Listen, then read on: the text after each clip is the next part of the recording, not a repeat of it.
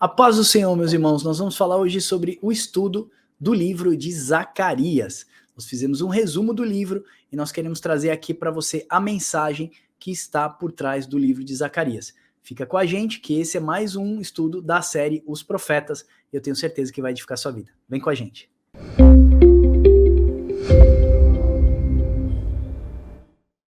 Como que eu paro de ler agora? Eu preciso voltar a trabalhar. Gente, isso aqui é incrível. Eu tô encantada com tudo, com a qualidade, com... Meu Deus, Deus abençoe sua vida, Max, Elber, toda a galera aí. Meu Deus, eu tô encantada com isso aqui. Hilber, estamos aí no nosso quarto estudo dos profetas, daquela linha do tempo do cativeiro babilônico até o silêncio profético, nosso quarto profeta, que nós vamos estudar agora o livro de Zacarias. Tá bem legal esse livro, né, Hilber? Sim, exatamente. É o nosso quarto profeta, junto com a linha do tempo, né? E esse profeta é bem legal e a gente vai falar um pouquinho sobre ele, o contexto, como o livro é dividido e os principais assuntos do livro. Maravilha, maravilha. Então, ó, você que está chegando por aqui, você já conhece que o nosso conteúdo é todo gratuito. Lá no nosso site você pode pegar mais de 200 e-books gratuitos como esse que você vai ver aqui na descrição. Já quero até compartilhando de cara com você. Esse é o e-book do profeta Zacarias. Nós vamos disponibilizar no link da descrição. Ele está gratuito no nosso site, papocomdeus.com.br/estudos. Você tem mais de 200 e-books para pegar gratuito, ó. Ele tá bem legal, é bem rapidinho esse estudo e nós vamos te dar esse mapa cronológico aqui, ó, que vai vir desde Jeremias profetizando o cativeiro babilônico, depois a primeira saída para a reconstrução do templo com o primeiro decreto, o segundo decreto, o terceiro decreto lá em Artaxerxes. Tem muita coisa legal. Você vai ver que tem a interrupção das obras lá, quando os amalequitas invadem Jerusalém, você vai ver a conclusão das obras, a inauguração, a primeira Páscoa, tá bem bacana esse e-book. Sem dizer que você vai ter a linha do tempo aqui, que vai mostrar a parte de Esdras, você vai ter a parte de Neemias, você vai ter a parte de Malaquias, nós vamos conhecer aqui Zacarias, você vai ter Ageu, Esther, então tem bastante conteúdo nesse mapa, é legal, e vale a pena você estar colecionando, tá bom? Então bora lá para o estudo para a gente começar aqui essa parte do livro que tá bem legal. E eu quero começar de cara com Strong. Strong significa a etimologia da palavra, tá? O significado, o contexto original de uma palavra. O nome Zacarias, ele está intimamente conectado com Javé se lembra, ou Deus se lembra. Zacarias era o 11º na ordem dos profetas menores. Ele era um sacerdote, filho de Baraquias, neto de Ido, que junto com Ageu dirigiu a reconstrução do templo nos dias de Zorobabel. Então você já vê, ó, que Esdras e Neemias, eles eram contemporâneos. Esdras saiu primeiramente com Josué e Zorobabel, logo no primeiro decreto, depois veio Neemias. Você já conhece também que teve a história de Esther, que nós fizemos aqui, e logo na sequência você vai ver que Zacarias, ele está junto com Ageu nessa questão da primeira leva do povo que saiu. Então deixa eu vir aqui para o mapa para já mostrar isso para vocês, ó.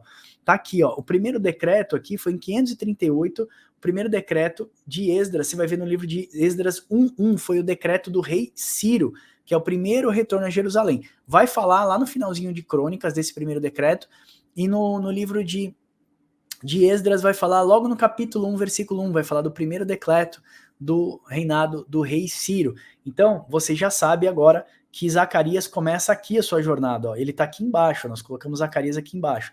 Então, ele vem ali juntamente com Ageu, ele sai aqui, ó. Ele sai junto com Ageu aqui nesse primeiro retorno do povo santo para Jerusalém. Nós sabemos que existem 3 deportações, né, Hilber? No primeiro decreto, no segundo decreto, segunda deportação, e lá em Artaxerxes, no terceiro decreto. Então, Zacarias, ele é contemporâneo e ele vem junto com Ageu. Quer fazer mais algum comentário, Hilber? Então, exatamente isso. Zacarias, ele volta em 438, né, pelo decreto do rei Ciro, que conquistou a Babilônia, né? E esses exilados, eles voltam para Judá, eles conseguem, a partir daí, reconstruir o templo, reconstruir as suas casas, né? E eles voltam cheios de alegria sob a liderança de Zorobabel. Por isso que no livro de Zacarias, vocês vão encontrar várias vezes citando Zorobabel ali, Zorobabel animando o povo, Ageu animando o povo, eles eram os líderes, né? E aí tem o contexto imediato, quando tem aquelas duas testemunhas, ela aponta para Zorobabel E e Josué. Josué. Não, Zorobabel e Zacarias. E no tempo do fim, nós sabemos que essas duas testemunhas é a igreja do Senhor apontada para judeus e gentios, né? Então você vê duplo cumprimento nessa passagem. A passagem do contexto histórico e jogando para o futuro novamente. Ah, ok. Vamos lá, então. Ó, nós falamos do significado, né? O profeta Zacarias trouxe uma mensagem de esperança para o seu tempo e também para os nossos dias, porque ele anuncia a vinda do Messias. Então, é legal esse livro, porque ele vai mostrar a traição do Messias, ele vai mostrar a vinda do Messias, ele vai mostrar o dia do juízo do Senhor, no tempo do fim. Então, tem muitas profecias. Inclusive, nós vamos fazer um estudo só sobre as 8 visões de Zacarias, que é bem legal. Então, tem muita mensagem ainda oculta nesse livro, e ela se conecta com o Apocalipse. Então, é legal a gente sempre estar de olho na mensagem de Zacarias. A mensagem do livro era: Zacarias era contemporâneo do profeta Ageu, nós já falamos isso. O Senhor levanta Zacarias e Ageu para despertar o povo na reconstrução do templo, do reinado de Zorobabel e do seu sumo sacerdote Josué. Foi um tempo muito difícil para os judeus, que enfrentaram uma oposição grande dos samaritanos. A construção começou em 520, como o Wilber falou, e em 4 anos depois ela foi concluída, né? As profecias da entrada de Jesus no jumentinho em Jerusalém está em Zacarias 9:9. Então nós temos a profecia se cumprindo lá nos evangelhos, mas foi relatada em Zacarias 9:9. A traição de Jesus por 30 moedas de prata está em Zacarias 11:12. Sim, Zacarias profetizou que Jesus seria traído por 30 moedas de prata? Sim. Deixa eu ver se eu deixei aberto aqui, ó. Zacarias 11. Oi. A tela pra gente. Ah, verdade, desculpa. Zacarias 11:12. Vou pegar na minha Bíblia aqui, ó.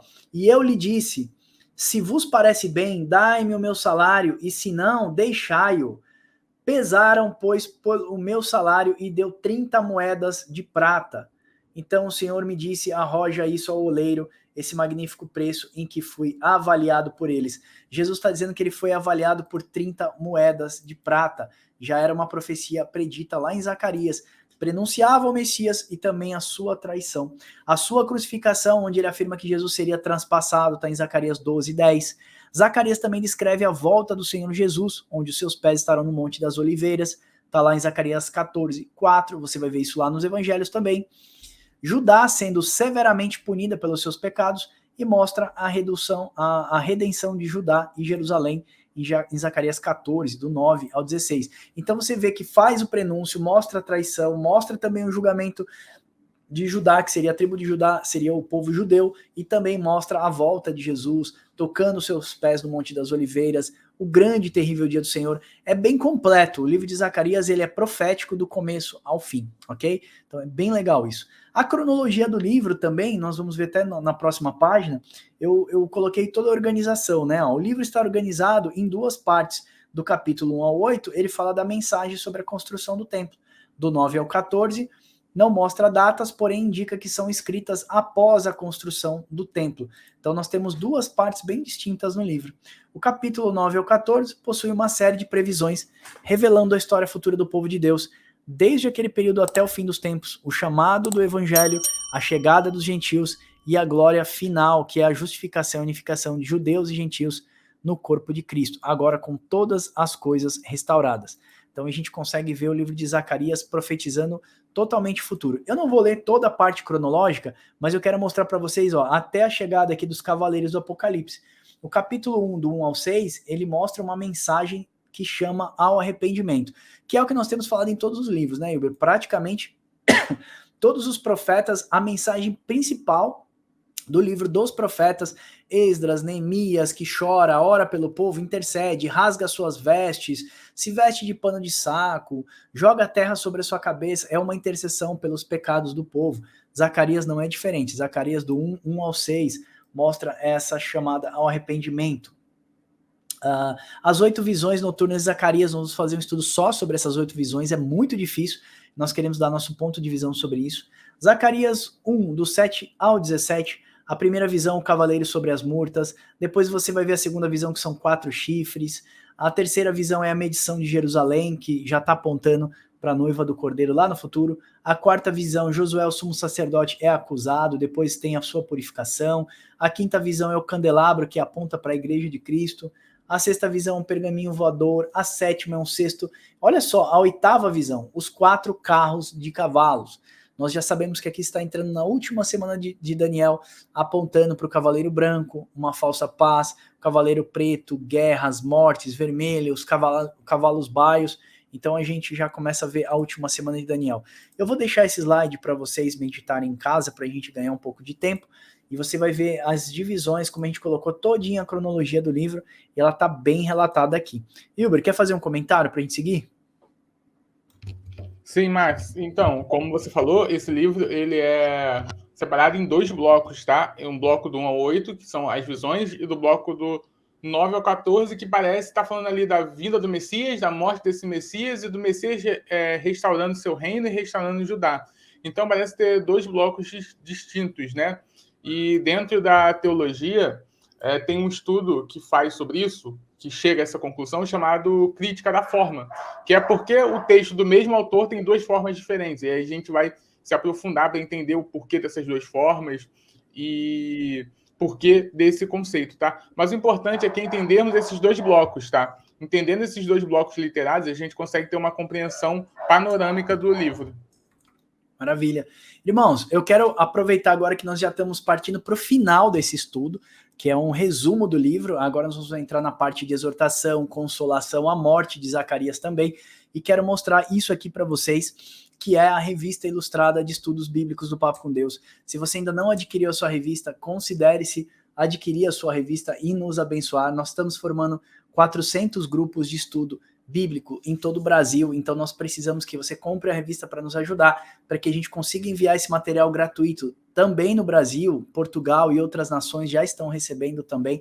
Essa revista custa R$ 69 com frete e registrado, ela sai por R$ 89,00, você pode pagar em parcelas de R$ 8,00 e pouco por mês, se você pagar no cartão. Então ajude-nos, ó, eu deixei o link para vocês aqui abaixo, papocomdeus.com.br/revista. Se você tem sido edificado pelo nosso ministério, considere-se ser um dos nossos apoiadores. Para isso, você não precisa simplesmente só nos ajudar mensalmente. Você pode comprar revista e colecionar também e abençoar os nossos irmãos. Amém? Agora eu quero já indo para o final aqui, nós vamos falar sobre a morte do profeta Zacarias e depois nós vamos falar que Zacarias é um livro de exortação e de esperança para o povo, tá? Existem alguns personagens com o nome de Zacarias na Bíblia. Você vai perceber que não é um nome também muito difícil de ser colocado na Bíblia. Ele é um nome mais comum, tá? Como, por exemplo, em 2 Crônicas 20:21, Mateus 23:35, você vai perceber que lá fala sobre Zacarias. Embora os dois se chamem Zacarias, um é filho do sacerdote Joiada e o outro é filho de Berequias, que é esse Zacarias que nós estamos falando. O Zacarias mencionado em Mateus 23, ele é filho de Berequias, um dos profetas menores, sendo ele o mais provável, e o Zacarias, filho de Joiada, morreu cerca de 800 anos antes de Cristo.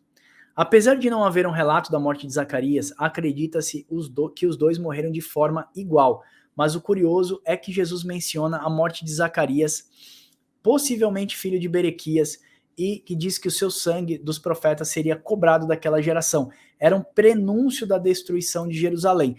Ô Hilber, você tem essa parte de Mateus 23 aí conectada só pra gente mostrar pro pessoal aqui?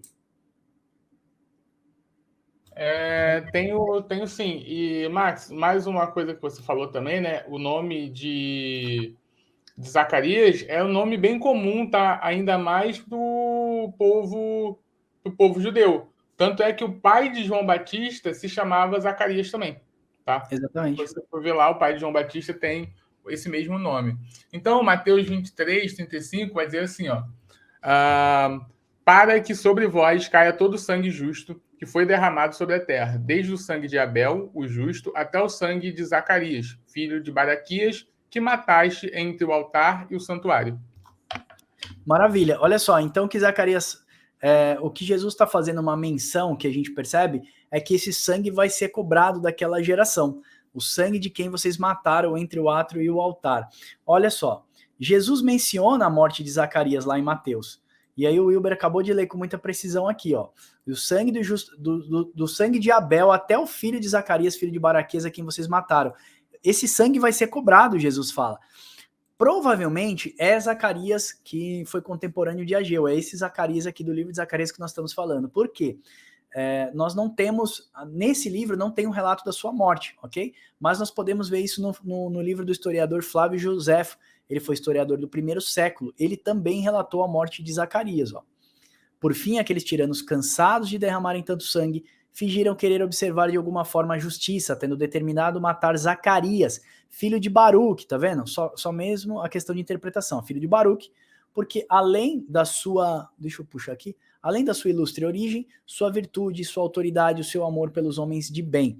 Assim permitiram a esses 70 juízes se pronunciarem, e não havendo um só deles que não proferisse se expor à morte, do que ao remorso de ter condenado um homem de bem pela maioria de todas as injustiças, todos a uma só voz declararam inocente. Olha só, os 70 anciãos lá declararam inocente a Zacarias, ok?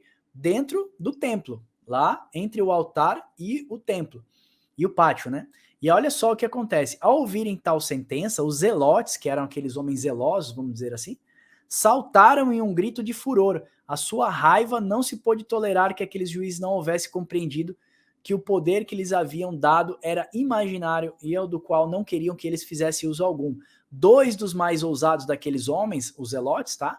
Eles atiraram sobre Zacarias e o mataram no meio do templo, insultando-o ainda depois de morto. Os 2 Zacarias teriam morrido da mesma forma, portanto o sangue deles foi cobrado daquela geração quando Jerusalém é destruída pela armada romana 70 depois de Cristo, cumprindo o que Jesus predisse em Mateus 23, 36.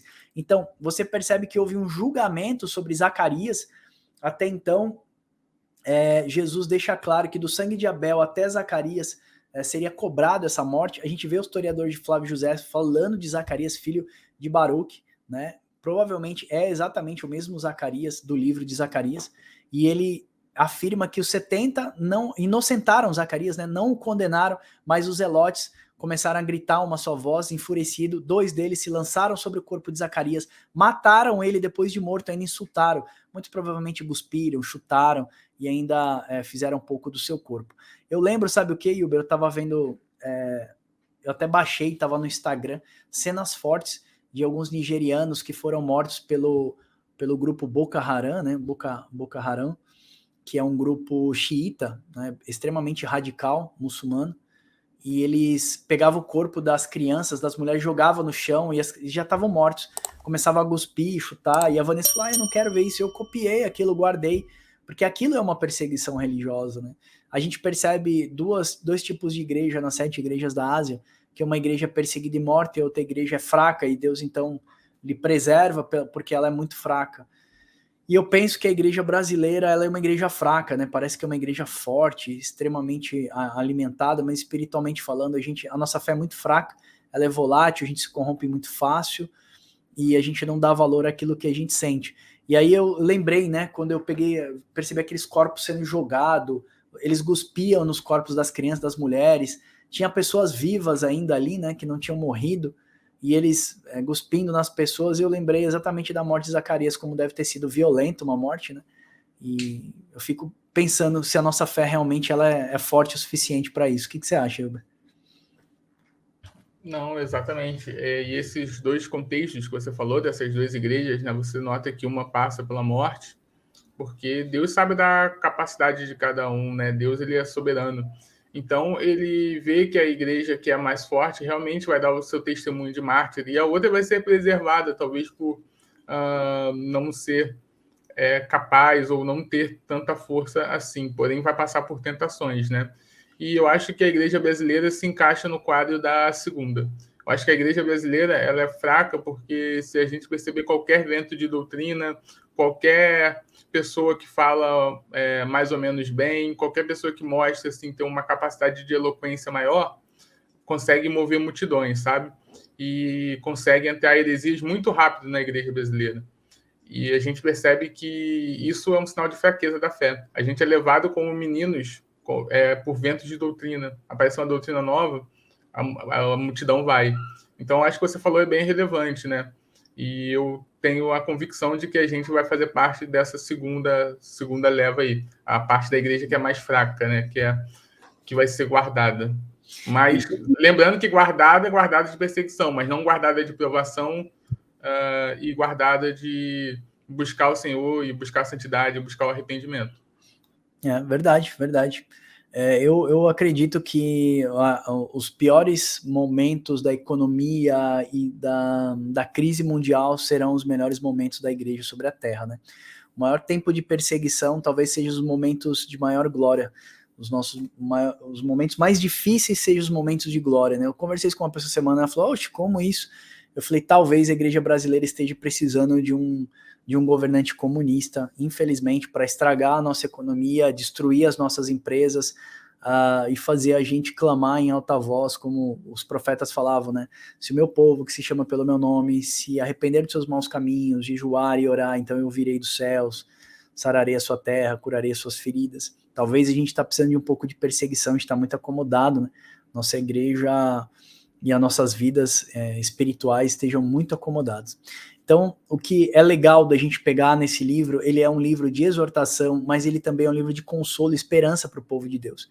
Porque o livro descreve o julgamento de Jerusalém, as exortações também que Deus mostra, e ele mostra que ele se lembra das suas promessas para fazê-las cumprir.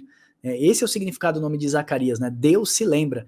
E a Bíblia fala assim, lá no Apocalipse, não sei se você lembra, e Deus se lembrou, né, dos seus pecados para lhe dar medida justa, medida dobrada e justa sobre o juízo, não é isso, Igor? Do cálice, isso aí. Do cálice da sua ira.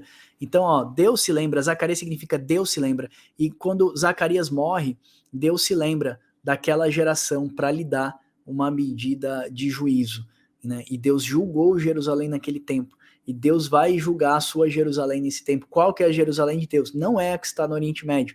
A Jerusalém de Deus, o Israel de Deus, são judeus e gentios no corpo de Cristo.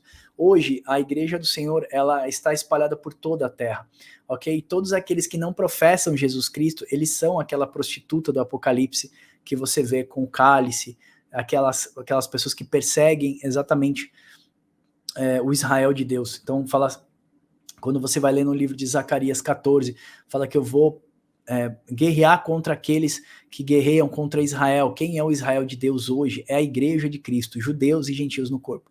Não faça dicotomias de povos, como muitas pessoas fazem, separem judeus de gentios. A igreja dos judeus. Os judeus serão julgados, a igreja vai ser arrebatada, fica 7 anos no céu, depois ela desce. Isso não existe. Não é assim que o Senhor Jesus nos ensina, não é assim que os profetas nos mostram a restauração de todas as coisas do corpo de Cristo. O muro que separava já não separa mais, aquele soreg, aquele muro foi derribado. Não queira você levantar novamente aquele muro que o Senhor Deus já derrubou na cruz do Calvário e uniu no corpo de Cristo um só povo, né? O Israel de Deus. Aquele povo que se chama pelo meu nome, se humilhar, se jejuar e orar, então eu virei dos céus. Aquele povo que se chama sobre o meu nome é Israel de Deus. Isra, que significa prevalece, e El de Deus. Então significa Deus prevalece. Então nós temos o nome que Deus prevalecerá no fim e fará toda a sua vontade. Não por amor de vocês, porque vocês não merecem, mas por amor ao meu nome. O Senhor diz isso nos profetas. Então é uma coisa que vale a pena a gente lembrar. O Senhor mostra a restauração nesse livro de todo o seu povo e de toda a terra, e ele mostra que ele vai afastar falsos profetas, falsos pastores, e vai afastar a iniquidade definitivamente do seu povo. Isso está predito lá naquele estudo que nós fizemos, Igor, chamado Separação do Santo e Profano. Aqui, ó, 144 mil. Separação do santo e profano. O Wilber vai deixar um card para vocês. É incrível esse estudo. 144 côvados é o número que aponta para o muro da Nova Jerusalém, onde Deus mostra que é o número de homem, número de anjo, né? Mostra seremos como os anjos, como Jesus disse, número de homem, número de anjo, quando Deus vai separar o santo e profano. E ninguém mais vai poder pular esse muro, né? Esse muro é impulável, vamos dizer assim. Impossível que a iniquidade entre dentro da igreja novamente. O Senhor vai fazer isso, vai restaurar a sua noiva, vai restaurar uma casa para si, onde ele vai habitar a eternidade. E lá não haverá tabernáculo. Deus será tudo em todos, né? O tabernáculo de Deus agora estará com os homens, que é a Nova Jerusalém, glorificada na terra, reinando com Cristo. Amém? Eu espero que esse vídeo tenha te abençoado. Se você gostou desse vídeo, não esquece de você curtir esse vídeo aqui abaixo. Se você quiser fazer mais algum adicional, algum comentário, a gente gosta bastante de ouvir a visão de vocês, pode colocar aqui abaixo nos comentários. Se você puder e não estiver inscrito no nosso canal, se inscreve aqui. Lembre-se que lá no nosso site você pode fazer mais de 16 cursos gratuitos. No nosso site você pode baixar mais de 200 e-books como esse daqui gratuito. Você também pode adquirir a revista do Papo com Deus e ser extremamente edificado. Se você quiser conhecer todas as nossas mídias, tem um link que é chamado Smart Link, deixa eu compartilhar aqui com vocês. Significa assim, ó, papocomdeus.com.br/links, papocomdeus.com.br/links. Vai te trazer para essa página, vai mostrar nosso canal no YouTube, os grupos de WhatsApp, de Telegram, revista ilustrada, cursos gratuitos. Tem um robô nosso que manda para o seu e-mail a cada 7 dias um estudo novo, de 7 em 7 dias, 1 ano recebendo estudos gratuitos com e-book, vídeo. Nosso material é tudo gratuito, você já sabe. Baixa os nossos e-books, Instagram, Facebook, Libras. Então tem teologia para surdos, mais de 6 cursos para abençoar os nossos irmãos surdos. Nosso website, quer falar com a gente? Deseja se tornar um gerente do Papo com Deus? O que é um gerente do Papo com Deus, Max? É você nos ajudar a fazer boa teologia. Você pode se tornar um mensalista aqui e nos abençoar com a quantidade que você quiser. Amém? Deus abençoe vocês e até o próximo Papo com Deus.